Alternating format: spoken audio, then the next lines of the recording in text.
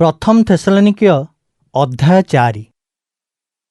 भाई और भौणी माने वर्तमान तुममानकु मोर केतेक अन्य कथागुड़िक कहबाकू अछि। परमेश्वर को प्रसन्न करिपारुथिबा जीवन यापन प्रणाली विषय आमे माने तुममानकु शिखाइचु। तुमे माने सेही भली जीवन यापन करुछ। प्रभु जीशुंक पई अधिकरु अधिक सेही भली जीवन यापन करिबा पई आम्भे तुममानकु कहूचु ओ उत्साहित मध्य करुचु। तुम्हे माने जानिछ जे आम्भे तुममानकु कौन करिया पई कहिचु। प्रभु जीशु ख्रीष्टंक अधिकार माध्यमरे आम्भे तुममानकु सेही कथागुड़िक कहिचु। परमेश्वर इच्छा करंती जे तुम्हे माने पवित्र हुओ। से चाहंती जे तुम्हे माने यौनगत पाप गुड़िकरु दूररे रुह। परमेश्वर चाहंती जे तुम्हे माने प्रत्येक निज शरीर को संयम करने शिख। तुम्हे माने निज शरीर को एपरी व्यवहार कर जे ताहा पवित्र हेबो और परमेश्वर को गौरव देव। तुम मानक शरीर को कामासक्तर बशवर्ती हेबाकू दियो नहीं। जो माने परमेश्वर को जानती नहीं से माने निज शरीरर एपरी व्यवहार करती।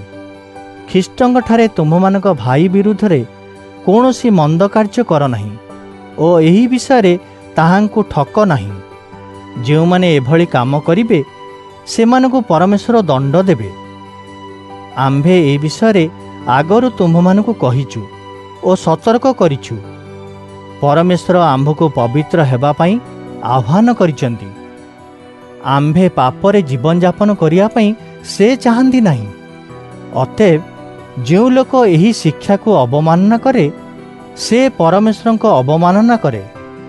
मनीष को नुहे परमेश्वर तांकर पवित्र आत्मा तुम्भमानकु प्रदान करि थांती। ख्रीष्टंक ठारे तुम्भमानकर भाई और भौणी मानक पई प्रेम भाव विषय तुम्भमानकु लेखिबार आवश्यकता नाही। परस्पर को प्रेम करिया पई परमेश्वर तुम्भमानकु आगरु शिखाइछंती। समग्र माकिदनियार भाई और भौणी मानकु तुमे माने प्रकृत रे भल पाओ। हे भाई भौणी माने आम्भे एबे सेमानकु अधिकरु अधिक भल पाइबाकू तुममानकु उत्साहित करुछु। शांतिपूर्ण जीवन यापन पई जहा संभव ताहा कर। निज कार्यर जत्न नियो। निज हातरे काम कर। आम्भे एही कथागुड़िक करिबा पई तुममानकु आगरु कहिछु। जो माने विश्वास करंती नहीं से माने मध्य एपरी काम करिबा ओ जीवन यापन देखि तुममानकु सम्मान देबे। तुममानकु मध्य निज आवश्यकता गुड़िक पाई अन्य लोकमानक उपरे निर्भर करिबाकू पड़िबो नाही। भाई और भौणी माने मृत मानक विषय तुम माने अज्ञात रुह बोली आम्भे चाहुनाहु। भरोसा पाई नथिबा अन्य लोकंक भली तुम्हे माने दुखी हुओ बोली आम्भे चाहुनाहु। आम्भे विश्वास करू जे यीशु मरले किंतु आम्भे विश्वास करू जे यीशु पुनरुत्थित हेले। अतएव यीशुंक हेतु यीशुंक सहित मृत व्यक्ति मानकु परमेश्वर एकाठी आनिबे। आम्भे एबे तुम्भमानकु प्रभुंक निज शिक्षा कहूचु। प्रभु पुनर्बार आसीबा बेले आम मानक भितरु जे माने वर्तमान जीवित से माने से पर्यंत जीवित रहिथिबे। आम्भे जे माने जीवित थिबु प्रभुंक सहित रहिबु एहा सत्य।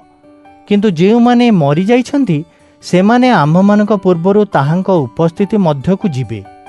स्वर्गरु प्रभु निजे ओह्लाई आसिबे।